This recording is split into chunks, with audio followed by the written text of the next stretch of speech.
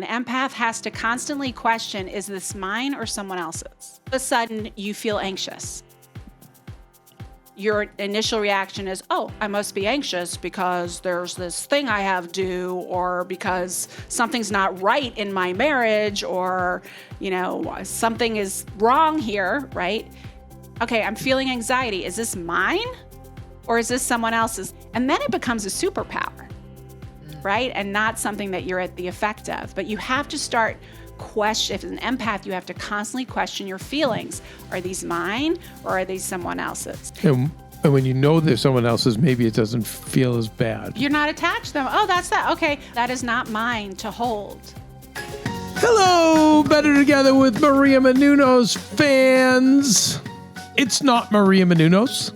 It's Mr. Maria Menounos, sitting in for my lovely and talented wife, with the great Kelsey Alexander Meyer. Wow, thank you. Hi, Kev. Hi. How you doing? And we're presenting you part 2 of our amazing interview with the great Dr. Laura Berman. Mm-hmm. And man, she dropped some heavy information on us in part 1.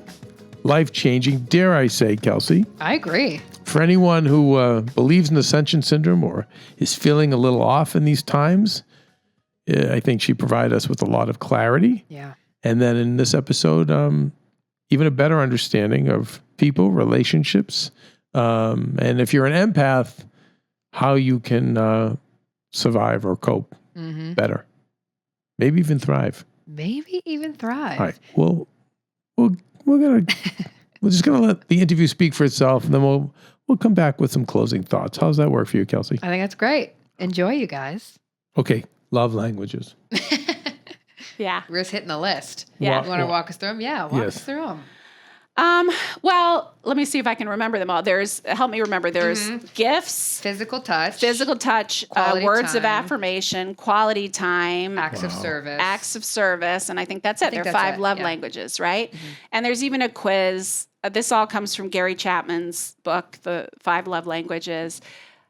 I'm a fan of it, as to a point. It's very.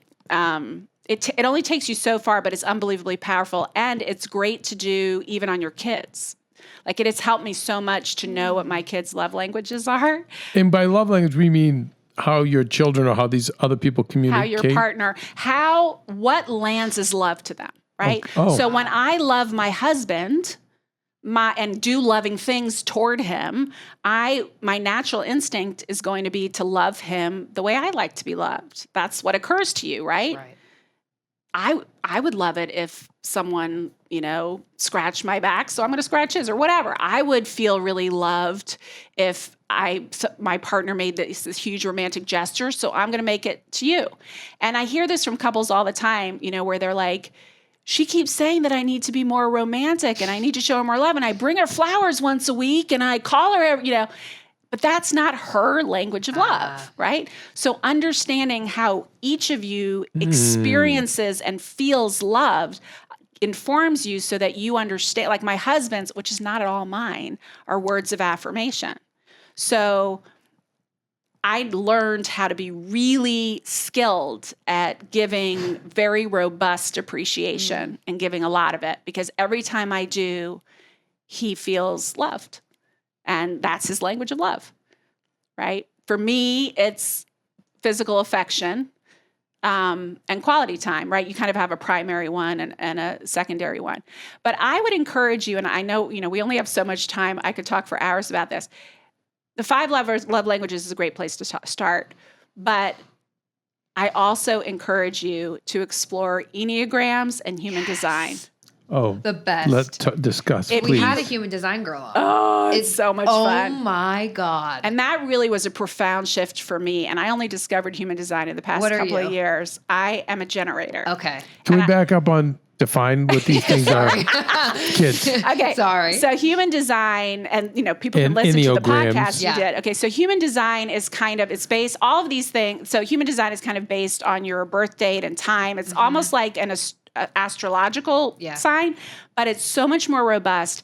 And it was downloaded by this guy, I don't know how many decades ago.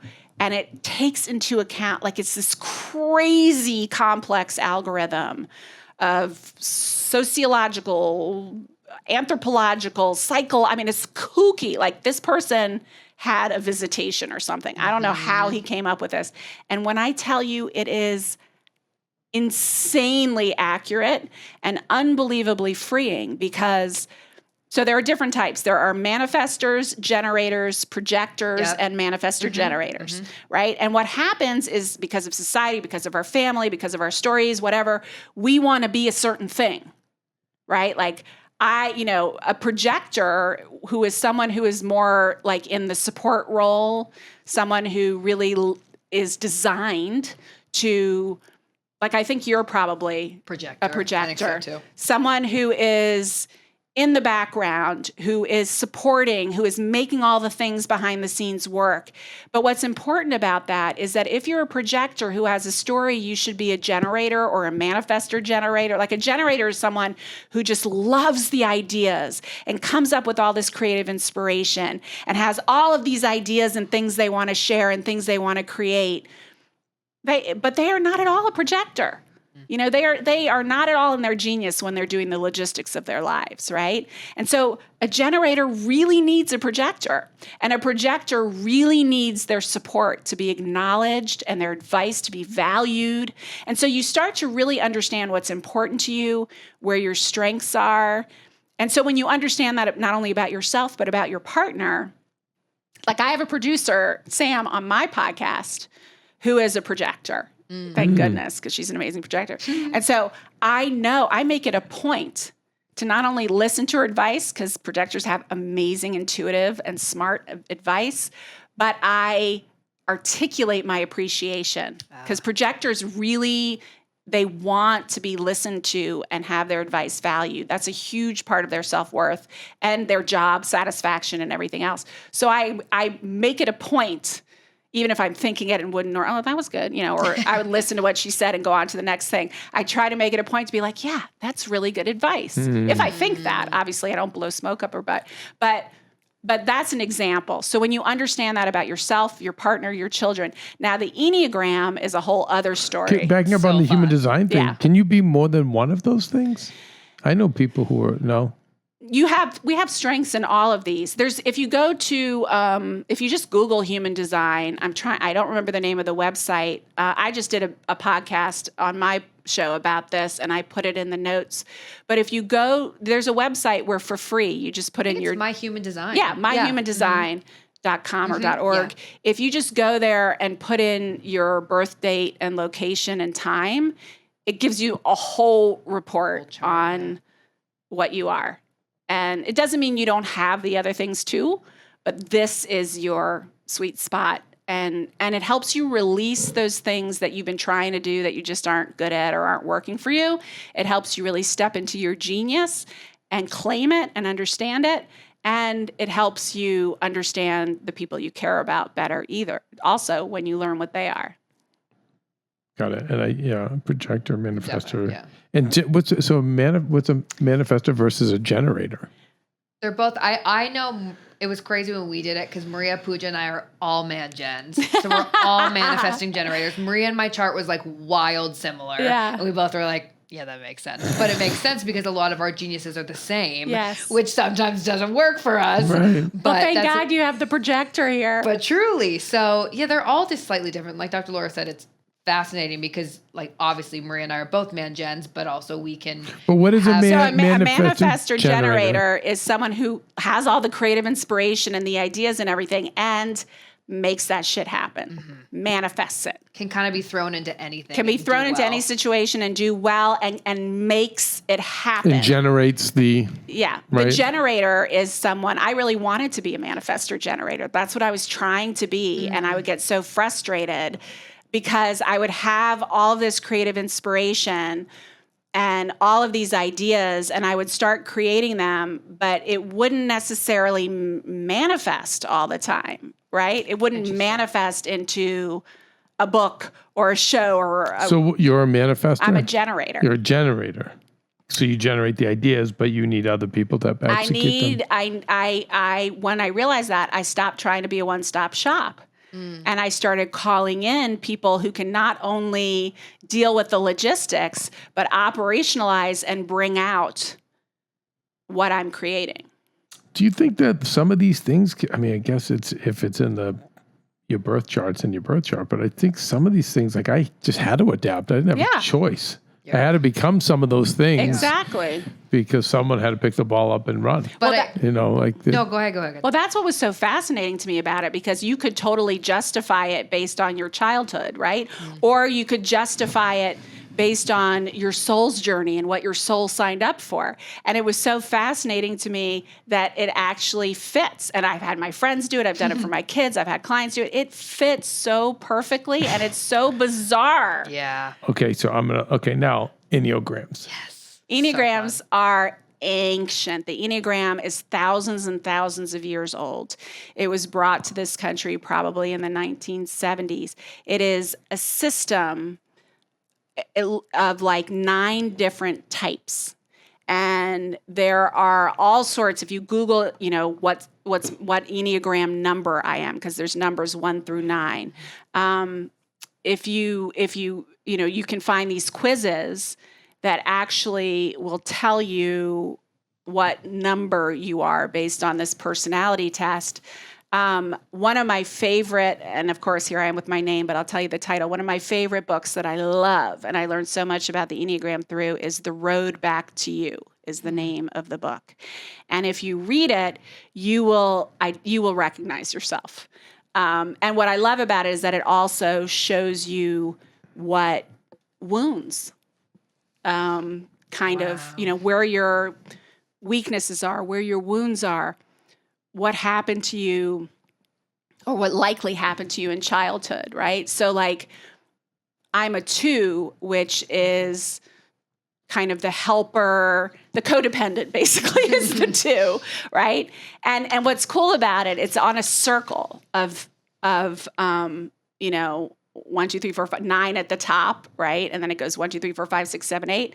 And then there are these arrows between the numbers. So like a 2 goes to 8 when the unhealthy 8. There's a healthy part of a 2, for instance, and an unhealthy part of a 2, of every number, right? And so when you're in your trigger as a 2, you're going to go to the unhealthy 8, right? My husband is an 8.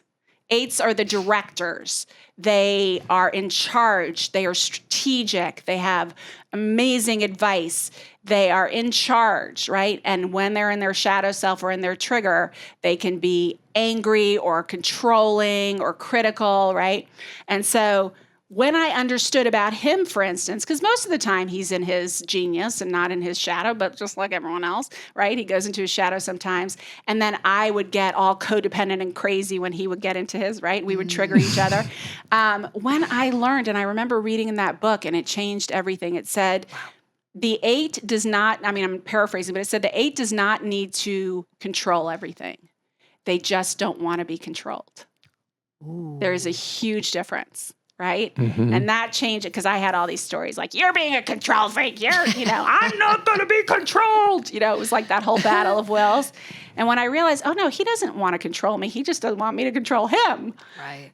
That's a big difference, right? So that's an example of how understanding not only your number, where you go in health, where you go in trigger, what it looks like when you're at your best, what it looks like when you're at your worst, but you also understand that about your partner.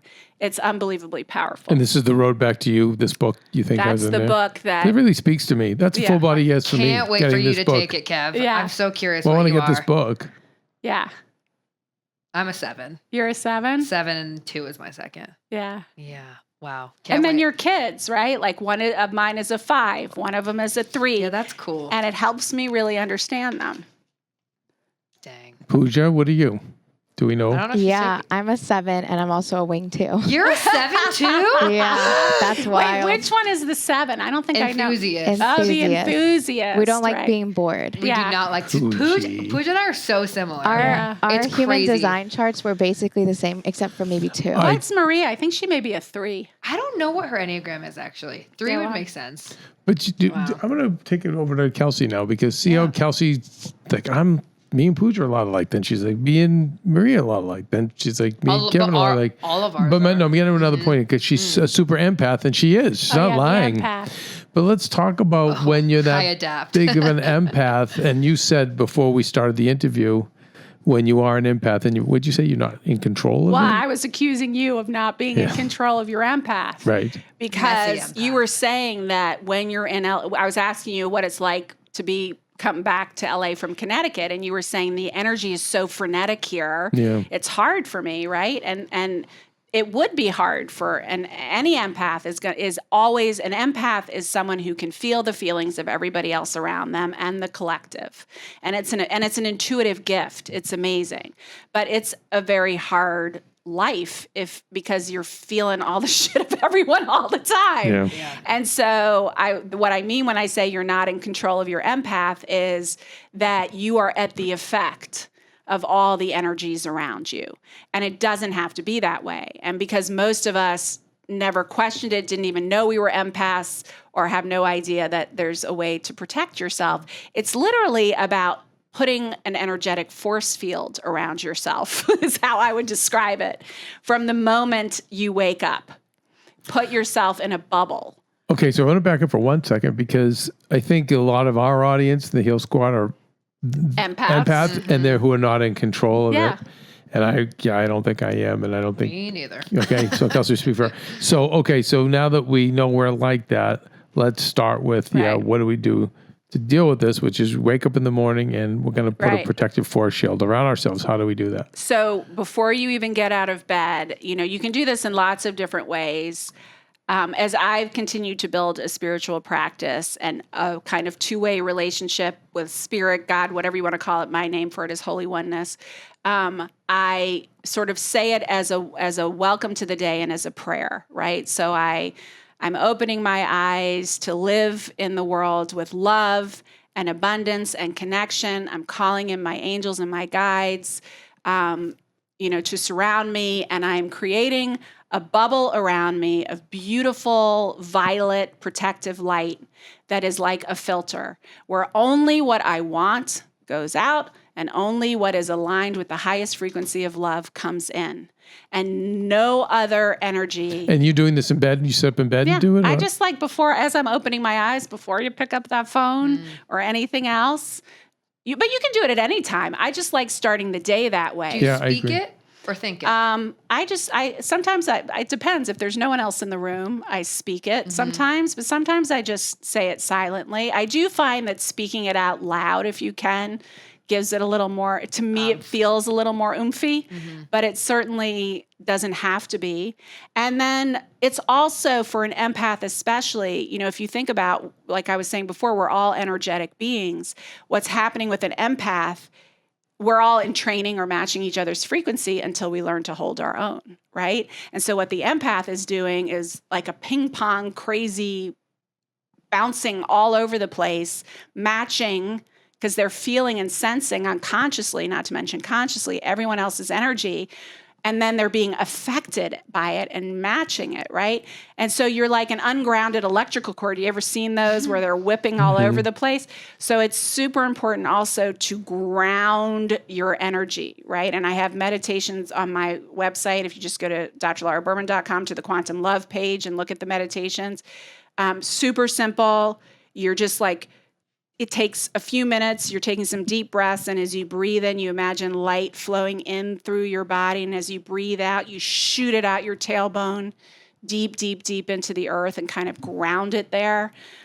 Because your body, your energy body, in order for you to feel stable and centered amidst the chaotic energies, you don't only want the force field, you want your body, your energy body, to be super grounded.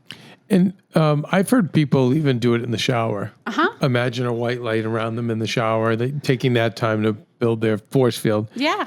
What's your thought on, things like evil eye charms, or I've heard wearing black. I've heard wearing crystals, or sometimes the black bracelets with those are protective, like onyx or onyx. Those. I don't know. I mean, I know Greeks and people in Mediterranean cultures in general believe a lot in the evil eye. it just depends on what you believe in. If you believe in it, then it has power, and if you believe in the evil eye, wear something to ward it off. Wear one of those evil eye repellent things or whatever else. But that doesn't mean that evil eyes, it exists for you because you believe it. And it's an inherent part of your, it's a generational kind of DNA thing, right? Like if you believe it. I'll see Maria just gets these massive migraines, or she can't even keep her eyes open. She's like, I think I haven't even lied. Yeah, right. And then someone in the family has to read some kind of prayer, and if they cry when they read the prayer, then Maria had a really... Okay, so she believes that and it's true, and right? For her, it's true. It's fascinating, and I've seen her come right back out of it once the prayers are read, or it's really interesting. For us, it's been real because I see she's laid out, so I can... Wow. Yeah, and it is real. It is, I'm not saying it's real for everyone, right? Like I don't subscribe to that, but there are I do think that I'm affected by the energy of others. And I believe that I'm more powerful. My intentions for myself are more powerful than anyone else's intentions for me. I love that. And that's something that I believe in every cell of my body. So I'm not affected by the evil eye because no darkness is stronger than my light. Ooh. Oh, I like that. I've been sleeping with my rose quartz recently. Yeah, crystals are beautiful. Crystals, you have to keep cleaning them. Crystals are transmuters of energy. Wait, you have to clean them? Yeah. I didn't know that. Because they absorb, they're like sponges. And so even better than rose quartz, actually, the highest frequency crystal, I have these under my son's bed and under my husband's side of the bed. They don't know because they would be like rolling their eyes at me or taking them away. But I have selenite under their bed. That's the highest frequency. But and rose quartz is really the frequency of love and open-heartedness. So if that's something that you really want to cultivate in your life, it's also... I'm a big proponent, and they're extremely absorbent. I have had so many women with sexual trauma, or even and I should give you one of these, Kelsey. I have this. I haven't started selling them yet, honestly, because I just can't deal with the distribution and fulfillment piece. Right. But I made for my clients these sexual healing kits that has a guided meditation, a rose quartz wand, bath salts, and a Palo Santo stick, and the candle. And it is... And you use the rose quartz wand in the bath because there is an energy, every time you have sex, there is an energy exchange. And if you've had some toxic relationships or abusive relationships or heartbreaks, it's an amazingly healing process to release that energy. But with all of these crystals, the way you clean them is you put sea salt and water and you soak them in that overnight or under a full moon. And what will a selenite do as opposed to rose crystal? You said rose crystal is about love. Rose quartz, it's more of like an open-hearted, healing, love-conducing, love wound healing crystal. And the other cool thing is that they'll often break when they've done all they need to do for you. Whoa. And then you have to bury them. Oh, I didn't know that. Yeah. Wow. But selenite is just, of all the crystals, the highest frequency, and it is. And so when I put it under my son's bed because he was struggling with anxiety and a lot of fears, and so I just wanted him to be bathed and surrounded by super high frequency energy. And how often do you have to wash these? I tend to try to do it it depends how much you're using it, right? Like if you're wearing that onyx bracelet 24/7, do it more often. Or if I'm wearing like these crystals I'm wearing right now, this is just regular quartz and angel aura quartz, which is kind of psychic connection. So like if I've been wearing this on an airplane and to a huge conference and around tons of different energies versus staying at home during the pandemic, I'm going to clean it more often than, it sort of depends on how much you're using it and how much other energy it's being exposed to. I remember being given some, long time ago. And I just said, listen, I work very physical. I was at the time I was working in the carnival business. And I'm like, all we're doing is picking up stuff way too heavy for us human beings to be picking up and putting it down. But all right, I'll take them anyway. And I remember the very first day, they just shattered. They broke. And she was like, I've never even experienced that before. Well, I always was confused. What did that mean? Anything, or did they just? It took everything it could possibly take. Oh. I mean, there's a lot of darkness in the carny life. Yeah. It is like a lot. Oh yeah, there was. Yeah. I mean, every kind of crime and criminal. Yeah. Wow. And then the intensity, and having to work against all of them. The people you were working for were a different kind of criminal, and so they're getting money out of them. Then the people working alongside you, your and coworkers, just everyone around you, just bathing in toxic, dark entity energy. Oof. Okay. Also, I don't want Dr. Laura to leave, but I know she has a heart out. Okay. Well, it makes me sad. Listen. What time is it? 2:04. I know. We could talk for like hours with you. There's so much in here. So it's drlauraberman.com. And what is the title again of the new Ascension Syndrome book that we're excited about? You're not crazy. You're just ascending. How to survive and thrive in this wild new world. Wow. That is so good. It's so good. If you get the book, you can pre-order the book. It's right there. The link is right there on the homepage of drlauraberman.com. But if you pre-ordered the book, when you get the book, you are also going to get all the meditations in the book guided by me. So audio of all the meditations and a video series of a ton of interviews I did with all sorts of fascinating experts on ascension. Wow.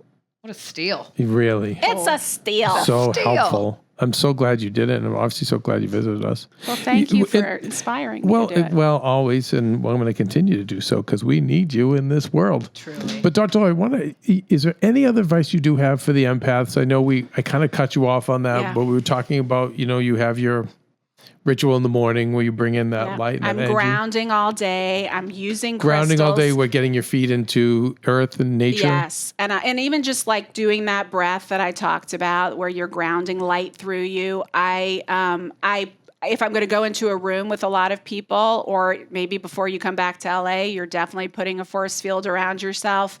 And you're constantly aware, like questioning. An empath has to constantly question, is this mine or someone else's? Right? Wait, specify, please. So all of a sudden you feel anxious. Your initial reaction is, oh, I must be anxious because there's this thing I have due, or because something's not right in my marriage, or, something is wrong here, right? Is this okay, I'm feeling anxiety. Is this mine or is this someone else's? Let me run it through my heart. Is this mine? Yes or no? Right? And then if it's no, sometimes you'll be like, oh yeah, like I remember when I first helped my then 9th grader, now he's 25, understand he was an empath, and he was like a severe empath. He kind of rolled his eyes at me, and I didn't fight him on it, but I knew he got it when a few weeks later he came home and said, today I was like at school and I was in a really good mood, and then all of a sudden I felt so angry. And I looked up and I noticed that there was a girl a few lockers down, and I realized, oh, she must be angry. And because I'm not angry, it's her anger I'm feeling. And then it becomes a superpower, right? And not something that you're at the effect of. But you have to start question. If it's an empath, you have to constantly question your feelings. Are these mine or are these someone else's? And when you know there's someone else's, maybe it doesn't feel as bad. You're not attached to them. Oh, that's that. Okay, let me call in my angels, my guides, reconfigure my force field. That is not mine to hold. That is not, maybe if you're feeling Maria's anxiety, you can say, baby, my youngest does this to me all the time. I'm not even aware that I'm anxious about something. And we'll be driving to school, and he's like, are you upset about something? Oh. And my initial reaction is like, no, I'm fine. And then I'm like, oh, I was worrying about that deadline. And he knew. He knew because he can feel it. Wow. Yeah, I noticed, it's funny, this morning, it's about how the universe works. The house was empty, which is very rare because we always have everyone here. But I'm up early before everyone. because the dogs. So, but they're fine. They really run me through the ringer as far as this one poops here, this one pees there. They have all their personal agenda. This one has to have to be hand fed. This one needs their food mixed. Like they really got me. Like, but we make it work. And yet, I just feel like this really nice peace. And I realized, all the people around me really they are affecting you. And Maria, now that you said this, it's her anxiety, all of her massive anxieties, which have been greatly reduced working with you and Dr. Joe Dispenza. They've been greatly reduced, which has been such a help to me. But in me trying to heal myself physically, I've been saying, I just want to be alone. Yeah. And I think that's why I'm saying it, because it's all that energy. Maria's energy is big. But there's Kelsey's also, energy is big, but Maria's energy is bigger. She's but older. There's also she's, just psychologically, there's the part of you that is a little bit codependent, right? A big time. So you not only have to build that force field and recognize that's hers and not yours, but you have to be okay with her not being okay. Yeah, that's hard. Yeah. That's really hard. Until you do that, that's your growth edge. That's your soul growth. That's your ascension homework. Like, until you can do that, you are at the effect. If Maria's latte's on right, I'm like, okay, let me let me go. Do it. No, honey, I can fix it. No. Yeah. It's not yours. And you are actually doing her a disservice. No, I know. I know. Because her soul came here to learn about, and I'm speaking to myself as well as you. This is something I had to learn. We're very much alike, you and I. I had to learn that it is not only is it not my job to rescue people, because my thing was, if I can fix it, why not fix it? That's how I think. Right? Like, I can fix it easier than they can fix it, so let me just fix it. Everything, by the way, gets you even physical things. Yes. I'm like, well, what the hell, I can. Right. You need but me it to is knock the not wall your down? job to fix it. And and I had to realize that not only is it not my job, just because I can fix it doesn't mean I'm supposed to fix it. It's not my job to fix it, but actually I'm doing a disservice to this person. I am making them handicapped. Wow. Yeah. Because oh my God, they came here to learn to fix it for themselves. And when I take it away from them, not only am I not having faith in their ability to fix it, but I am taking away their soul growth and their opportunity to ascend and their opportunity to learn to fix it for themselves. Amen. I am doing them a disservice. I'm hurting them by trying to fix it for them when it's not my job to fix. I think I have hundreds of people out there with handicap plates. Say it again. Yeah. But no wonder that's you're amazing. Freaking exhausted, Yeah, man. no, Kelsey knows. Yeah, it's all my choice. But this was, again, so eye-opening. Our last session we did private was life-changing. Yeah, and really spend helped. more time alone. If you can't set those boundaries, then just make sure you spend more time alone so you have some relief. Or you're going to get sick. I am sick. Well, so you're going to get sicker. Yeah. You're not going to get well. Yeah. Until that's what really... I've been saying, and I've been joking about it. Like, I just need to be alone, but I really do. I just want to be. I don't mind the dogs. Like I said, we they're need to easy. make you a little he shed. Yes. Like, and put all kinds of crystals. I have that in every house I live in. I have my little room with all my crystals and all my things. I freaking love it. Are you kidding me? Honey.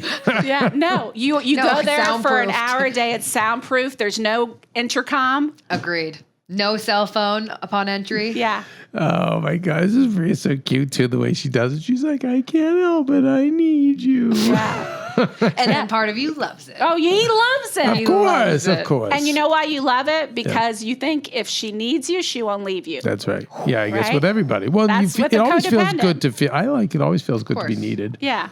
But yeah, it's maybe joke's over. With ascension, those old coping skills are not going to work. No, it's not working anymore. Nothing. You can't do it All my anymore. old go-tos are not working No. anymore. Unfortunately. So you're going to have no choice. But that's one of the curses and the beauty of ascension is that you don't have a choice. Well, I did the diet and I'm working on the grounding, but now there's other things that Now you need energetic boundaries Yep. and literal boundaries. Yeah. No, I do. Yeah. Yep. Mm-hmm. All right. Much good Right. stuff. Dr. Laura, thank you so much. It's Thank you. drlauraberman.com, you guys, to go pick up her book on Ascension and listen to her podcast too. Yeah. Right? Language of love. Language of love. All right, you guys, we will we wrap up with the chat. We say goodbye to Dr. Laura right now. Okay, we'll be right back. Okay, Kels. Good stuff. Yeah. I really need to do the energetic force field. I liked that a lot. I've heard that before, but I don't know. There's just a way that Dr. Laura speaks and presents information that I can digest it. And I'm like, oh, that's easy. Okay, I can do that. I've heard it before too, but I think, waking up in the morning and focusing on that. Mm-hmm. And I think continuing to ask yourself if you are in a situation and you're anxious or you're angry or whatever. Yeah, that was like asking if it's you who is like that or if it's the people around you. Yeah. Yeah. That makes a lot of sense. The other thing that I thought was very surprising was that, but also not surprising, that Pooji and I are the same 7 wing 2 on the Enneagram test, because that's really rare. Like there's 9 types and you don't often hear of a 7 yet, like let alone a 7 wing 2. And what is the 2 portion? So 7s are enthusiasts, 2s are like helpers, are like caretakers. Right. So, I think it said online that 9% of women who took the test out of 54,000 were type 7, which is pretty crazy. It's low. Yeah. And Kels, well, again, it's not, because I feel like we're the same person. That's true. But it is still wild whenever we find this stuff The same out. but different. And Marie was a 3? I don't know what Marie is. That's what Dr. Laura was guessing that she was.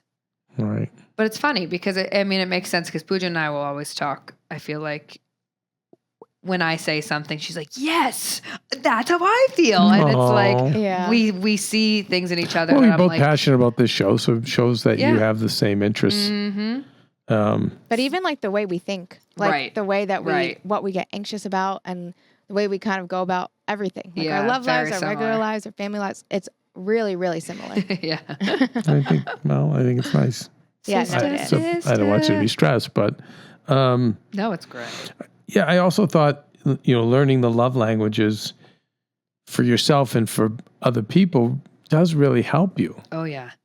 Because sometimes you feel like, wait, but I made breakfast, I did all the cleaning, I did it, and for you, I think that would fall under somewhere between acts of service, and the other people's like, yeah. Well, I don't want that. That doesn't. I want a hug. Right. Yeah, 100%. And I love how she was saying too, like, make your kids take it. I don't have kids, so I made my parents take it, because for me, mine is physical touch and quality time, but my mom hates physical touch, so I just want her to hug me. I'm like, Mom, why don't you love my hugs? She doesn't hate it, but that's just not her love language. So now I know what hers is, and so I can better like serve her and vice versa. And I think that Dr. Laura saying that she did that with her kids is just so cool. Instead of just forcing what you think they should love on them, knowing how they love and how they like to receive it can just only further and make a bond stronger, right? Fuji, what's your love language?